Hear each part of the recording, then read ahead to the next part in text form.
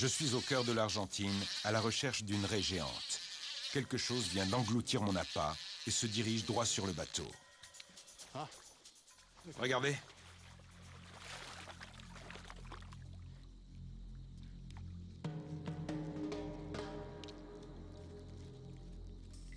Moi qui croyais que les piranhas ne chassaient pas la nuit.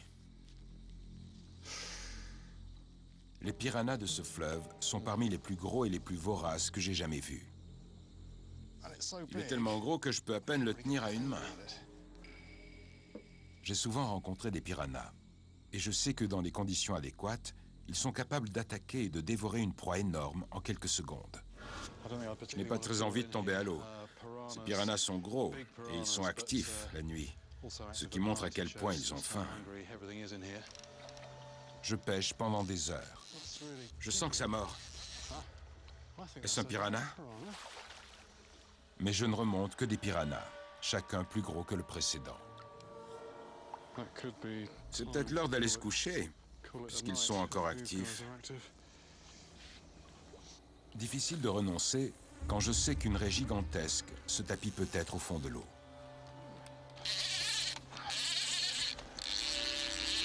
Je me demande ce que c'est. Regardez.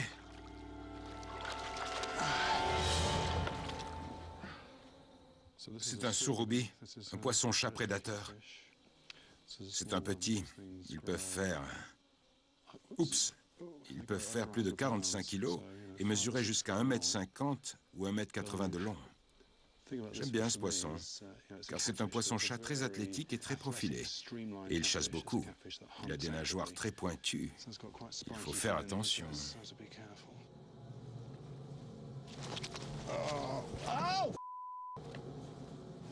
Il m'a lacéré la main. Il ne m'a pas raté. J'en ai déjà eu beaucoup entre les mains, et c'est la première fois que ça m'arrive. Il a donné un grand coup de queue, et sa nageoire pectorale s'est plantée dans ma main. Bien que douloureuse, ces nageoires ne contiennent pas de venin. Je vais devoir redoubler de prudence si je remonte une raie la nuit. Un seul instant d'inattention avec un petit poisson-chat, et voilà le résultat. Au bord de l'Amazone, on dit qu'il vaut mieux mourir que de se faire piquer par une raie, à cause des douleurs atroces que cela entraîne. Bien que la raie soit comestible et assez charnue pour nourrir une famille, les habitants de la région refusent de la pêcher.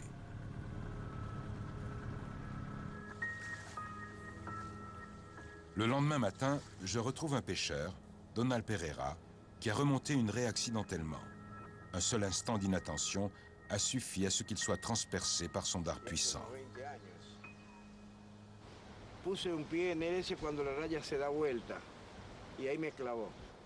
Il était en train de pêcher, il n'avait pas les pieds dans l'eau, quand il s'est retrouvé avec une raie au bout de sa ligne.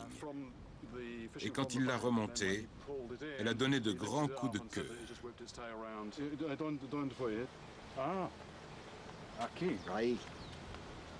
Y tardó como 6-7 años para cicatrizar. 6-7 ans. Para cicatrizar. C'est arrivé il y a 30 ans, et la cicatrice est toujours très visible.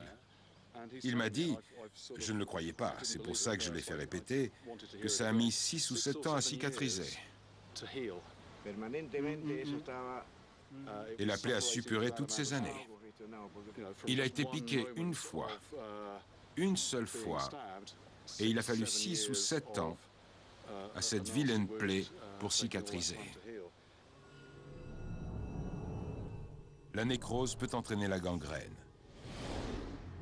Une première cellule meurt, puis le phénomène s'étend aux cellules voisines, tuant tout sur son passage.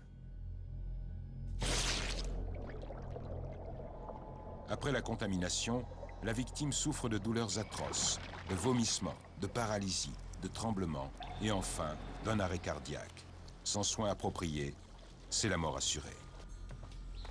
Tandis que je retourne à mon bateau, je fais une rencontre macabre. Ma première interaction avec un chucho de rio.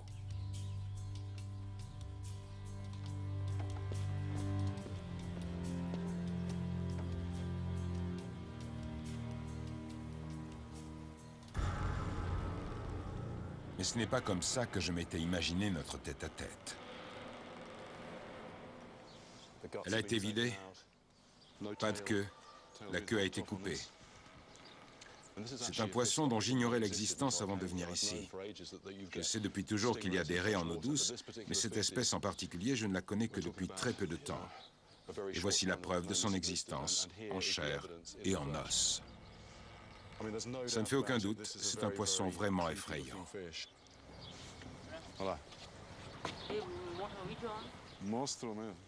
Ce garçon me dit que c'est un poisson monstrueux. C'est vrai qu'elle ressemble plus à un extraterrestre qu'à un poisson normal. Elle a de fins denticules sur tout le corps, comme des petites dents. Certaines sont plus larges que d'autres. Plus on approche de la queue et plus elles sont pointues. C'est assez différent de l'épine dorsale, qui est un peu comme une lame émoussée. Ça veut dire que la queue n'est pas la seule arme de cet animal. Il est armé de la tête aux pieds.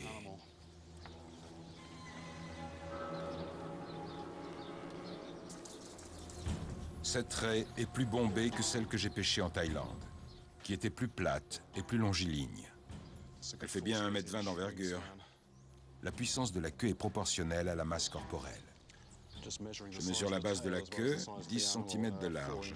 C'est une vraie matraque, sans parler du dard à l'extrémité. Un dard recouvert de venin mortel. Voyons maintenant combien pèse ce chucho des Rio.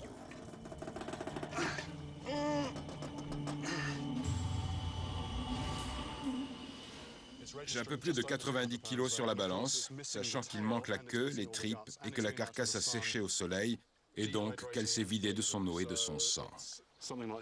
Elle devait bien peser une centaine de kilos vivante. Un véritable monstre aquatique. Et si la légende dit vrai, il existe des spécimens encore plus gros. C'est l'un d'eux que je cherche, afin de constater par moi-même l'artillerie et le comportement qui font de cette créature un assassin. Ce fleuve est immense. Je suis là depuis presque 15 jours et José et moi avons passé la zone au peigne fin sans résultat. Je ne peux plus me limiter à pêcher de nuit. Je dois plonger des appâts dans l'eau le plus souvent possible. Le fleuve est très différent aujourd'hui. Le vent ne cesse de souffler en amont et il crée de petites vagues d'environ 1 mètre de haut, ce qui donne à la rivière un air très menaçant. La concurrence pour trouver à manger est rude, surtout avec ces piranhas omniprésents qui se nourrissent 24 heures sur 24. Je viens de lancer l'appât et tout de suite, quelque chose s'en est emparé. C'était des piranhas. C'était très saccadé, alors que je cherche quelque chose de plus...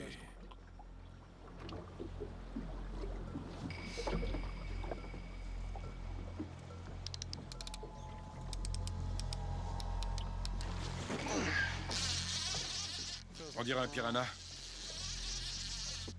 Mais le fleuve Paraná réserve bien des surprises. C'est une autre sorte de poisson-chat. Je ne connais pas cette espèce, même si elle ressemble beaucoup à une que j'ai pêchée dans l'Amazone. Et voilà, un nouveau poisson. Et une fois de plus, celui-ci est du genre à engloutir tout l'appât. Mon problème est de réussir à garder un appât assez longtemps dans l'eau pour qu'une raie, le plus grand prédateur par ici, ait une chance de le trouver.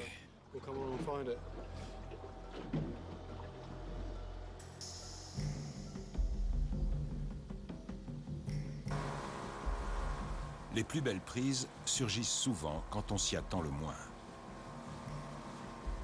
Je dois me tenir prêt à réagir quand ma ligne se pliera en deux sous le poids d'un monstre de 115 kilos.